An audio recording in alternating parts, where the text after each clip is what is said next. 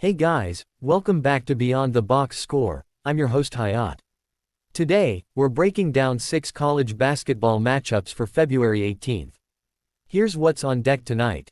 North Dakota State vs. South Dakota State, Murray State vs. Illinois State, UConn vs. Creighton, Oklahoma State vs. Kansas, Marquette vs. St. John's, and Alabama vs. Arkansas.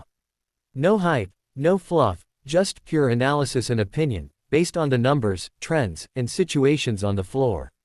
Let's dive in and see which teams are set up to shine, and which ones might struggle. Alright, first I have North Dakota State vs. South Dakota State in this video, and the lean for me is North Dakota State. Yeah, I'm sticking with the Bison. Let me walk you through why this one feels like a North Dakota State game all the way. I mean, look at the records. North Dakota State comes in at 21-6 overall, 11-1 in conference, tied for third most wins in the nation. That's not just a fluke, that's consistency over a long season. South Dakota State is 12-15 overall, 5-7 in conference, and while they've got that home record at 8-3, they've lost 5 of their prior 6 games. You see, they did win their last game by 18 on the road versus Oral Roberts, so maybe there's some momentum there, but it's hard to ignore a stretch like that. North Dakota State is favored by 1.5 on the road, so it's basically pick'em territory in terms of the spread, but the moneyline of -115 on Bet365 tells me the books are backing North Dakota State just slightly, and honestly, I agree. If we think about matchups, 4 of 5 Bison starters can score effectively, which tells me this team is balanced. They're not relying on a single guy to carry the load, which is huge against a defense like South Dakota State's that's 215th nationally in defensive efficiency. I mean, if you're turning the ball over against a team with a positive assist-to-turnover ratio, North Dakota State sits at 86, that's asking for trouble. And that's before we even get to shooting. The Bison are 36% from three-point range, 57th in the nation, while South Dakota State defends the 3 at 172nd. That is exactly the kind of mismatch that North Dakota State will exploit if they stick to their game plan. Look, last time these teams played, North Dakota State won by 11, and yeah, South Dakota State led at one point in the first half, but the Bison went on a 13-0 run in the second half to pull away. That tells me 2 things. North Dakota State adjusts, and they can close games in bursts. That's a mental edge as much as anything else. Now, if this matchup plays out like I see it, North Dakota State will control tempo early, use that offensive balance to attack South Dakota State's poor defensive numbers, and hit enough threes to keep the lead comfortable. South Dakota State could try to make it interesting, especially at home, but I don't see them sustaining the kind of run they need against a Bison team this sharp and disciplined. The spread of 1.5 feels like a gimme for North Dakota State to cover if the Bison hit their shots and maintain ball control. The moneyline is tempting too, but the biggest confidence comes from seeing North Dakota State handle South Dakota State before and seeing the stats line up in every major category: scoring balance, three-point shooting, assist-to-turnover efficiency. Yeah, it's messy, it's close, but the lean absolutely sticks with North Dakota State. So again, the lean here is North Dakota State. Alright, moving on, next game, Murray State vs. Illinois State, and for me, the lean is Illinois State laying 3.5. Now, this one is fun because on paper, Murray State averages 84 points per game on the year, that's a ton of scoring. But their pace and defensive numbers tell a story. Murray State's offensive rating is 67th, adjusted tempo 18th, meaning they push the pace, they want to run. But Illinois State's defensive rating is 61st. They can handle that speed. Plus, Illinois State's adjusted tempo is 186, so they control their own rhythm at home, 11-2 in that environment, and that matters. Murray State is just 5-4 on the road, and they're 1-4 ATS in their last 5 road games. That's not a coincidence, that's a trend. Looking at shooting, Illinois State hits 35% from 3, 117th nationally, and Murray State defends the 3 at 312, which is almost letting every shot fly. But here's the twist. The head-to-head this season went Illinois State's way, 65-60 on Murray State's home court. So now, Illinois State is home again, with that same matchup memory in mind. If they play like that game, I see them controlling tempo, making smart possessions, and forcing Murray State into a grind. Betting lines opened at -1.5, moved to -2.5, and now -3.5. Clearly the market is warming up to Illinois State, and I get it. The spread favors them slightly, the moneyline at +100 is tempting for a small hedge, but the lean is on the spread because I trust Illinois State to execute at home against a road team that's struggling to cover. Scenario-wise, if this matchup plays out like their prior meeting, Illinois State sets a deliberate pace, limits turnovers, makes shots when needed, and prevents Murray State from running away in transition. One path I see here is Illinois State building a modest lead in the first half, weathering any early hot shooting from Murray State, and then pulling away late once fatigue sets in and their defense clamps just enough to make the difference. What connects for me is the defensive advantage, the home court dominance, the head-to-head, and Murray State's road struggles. They all line up to favor Illinois State covering the 3.5 points. And again, the ATS trend of Murray State being 1-4 in last 5 road games reinforces that lean. So yeah, the lean here is Illinois State laying 3.5. Alright, next game we've got UConn versus Creighton, and the lean here is Creighton +1.6. Let me walk through why. So UConn comes in blazing hot at 24-2 overall, 14-1 in conference play, and they just eked out a 79-75 win over Georgetown.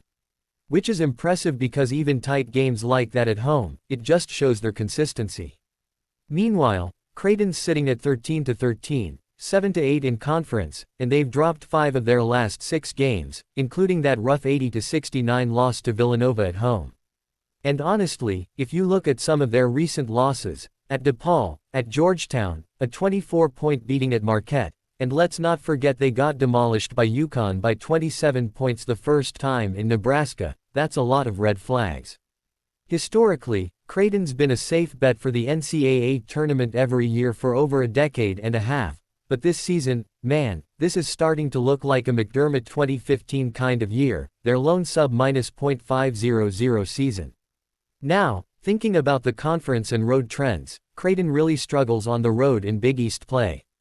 UConn, on the other hand, has been dominating at home all season, and this game at Gampel Pavilion is basically a showcase of that home court advantage. Creighton's schedule coming up makes this game massive. They basically need to make a statement here and in the next road matchup against St. John's if they want to keep any tournament hopes alive. Their wins and losses tell the story too. A win over Xavier back on December 17, then losses to Seton Hall, Providence, Marquette, Georgetown, DePaul, and a road win at Villanova. So we're seeing inconsistency, road struggles, and a team that's trying to hold itself together under pressure. From a team note perspective, UConn's three-point shooting is lethal, they're the best in the conference at it, and Creighton's Achilles heel is defending the three, which makes for a brutal matchup. On top of that, UConn's rebounding is far superior, giving them extra possessions and control of the glass. But here's where the thinking out loud part comes in. Creighton knows what's at stake. They've got pride, they've got the whole season hanging on the next few marquee matchups. And they're going to come out swinging. One path I see here is Creighton keeping this closer than the 27-point blowout last time. If this matchup plays out like Creighton executing just enough defense on threes, crashing boards at the right moments, and hitting a few of their own shots, they can keep it respectable.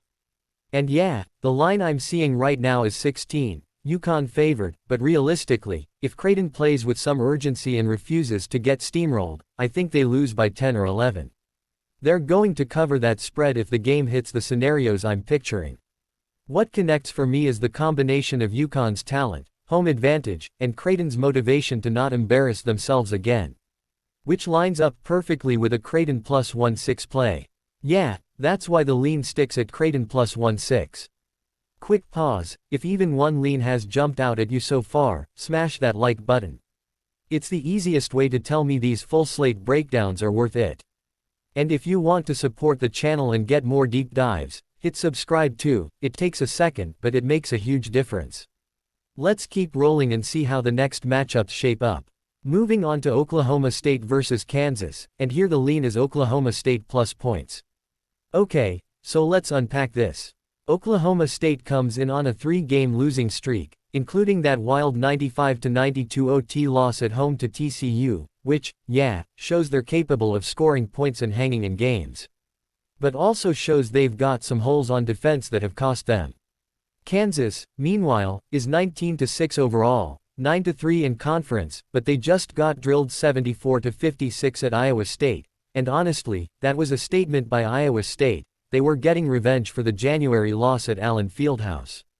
Kansas has looked strong on the road when laying points, picking up wins over Colorado, Kansas State, and Texas Tech, but they've also had some slip-ups when laying points, like a loss to UCF and a double-digit loss at West Virginia in Morgantown. So, it's mixed territory, which is exactly the scenario that makes me think twice about laying big points with them. Conference-wise, Oklahoma State needs a signature win to even get into the bubble conversation, and Gallagher-Iba Arena is no joke. Everything is on top of visiting teams. It's loud, it's tough, it's hostile. And if you remember, Oklahoma State almost hung 100 on BYU here and won outright, which tells me they can score and they can compete in this building. Kansas might have talent, sure, but betting points at Oklahoma State in a place like this, I don't want to do it. One path I see here is Oklahoma State coming out energized, knowing they need this win, pushing the pace, maybe catching Kansas off guard a little with aggressive offense, and keeping it within a 4 or 5 point margin. If this matchup plays out like that, then even if Kansas wins, Oklahoma State covers the spread. What connects for me is the combination of Oklahoma State's home court, their need for a signature win, and Kansas coming off that ugly loss, which makes this a perfect plus points situation for the Cowboys. Yeah, that's why the lean sticks at Oklahoma State plus points. Alright, here is next game between Marquette versus St. John's, and the lean here is St. John's to cover. Let me walk through why. Okay, so Marquette is sitting at 9-17 straight up and against the number this season, and that alone tells you it's been a rough ride. They come off a 96-88 loss to Xavier, which yeah, not great, and while they've had flashes, like beating Creighton outright by 24 points at home, losing to Seton Hall but still covering, and then a close 3-point loss to Villanova while catching 9.5, it's all a bit patchy, right?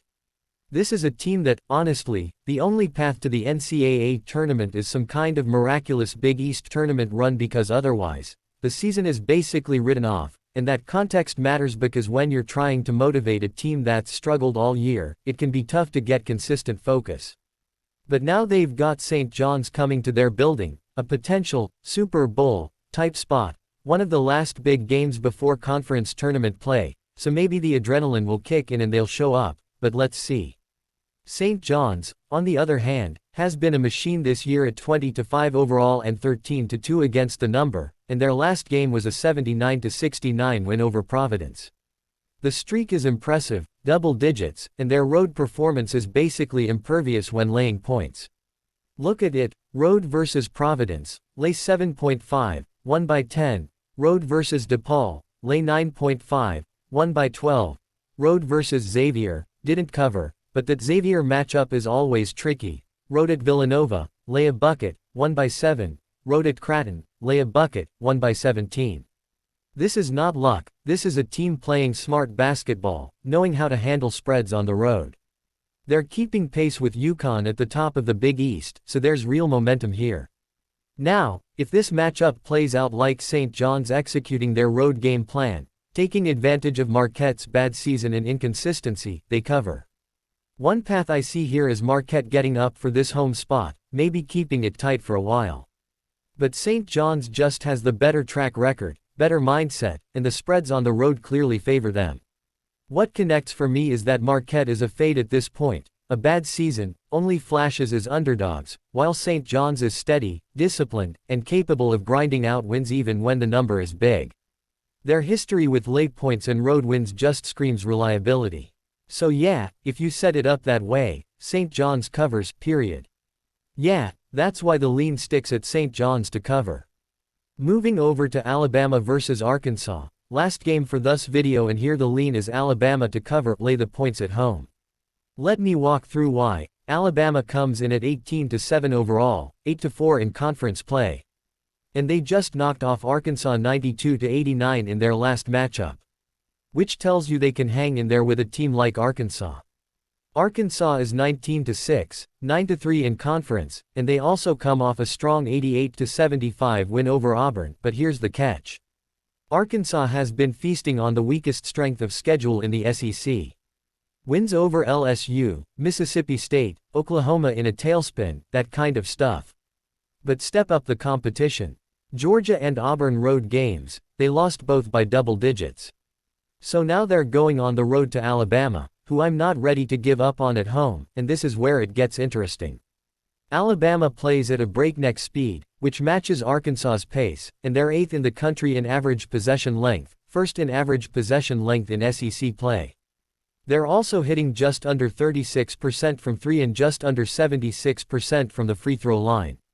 Now Arkansas, they're heavily dependent on 2-point buckets, 60.1% of their points from 2-point range, the most 2-point dependent team in the SEC. Their 3-point contribution is 23.3% of points, dead last, and free throws only 16.6%, also dead last. So if they can't get those 2-point buckets, they're in trouble, and Alabama has the 3rd best 2-point defense in the SEC, plus length to match Arkansas's height. One path I see here is Alabama using the crowd, tempo, and their length advantage to control the pace, force Arkansas into uncomfortable shots outside the paint, and capitalize when Arkansas struggles to get those 2-point buckets. If this matchup plays out like Alabama controlling the tempo, mixing in hot 3-point shooting, and defending the paint, they not only win but cover comfortably at home. What connects for me is the combination of Alabama's pace, home court advantage, shooting efficiency, and Arkansas's glaring dependence on 2-pointers. It's like all the dots are connecting in Alabama's favor. Yeah, that's why the lean sticks at Alabama to cover or lay the points at home. Alright, that wraps up all 6 matchups for February 18th. As always, this is analysis and opinion only, nothing guaranteed, just me walking through how these games could play out if the situations line up the way they look on paper. I want to hear from you. Drop AZ in the comments and let me know which game caught your eye or if you're seeing any spots differently. We've got more full slates coming soon, same raw, unfiltered breakdowns, and deep dives straight to the numbers and the matchups. Don't miss out.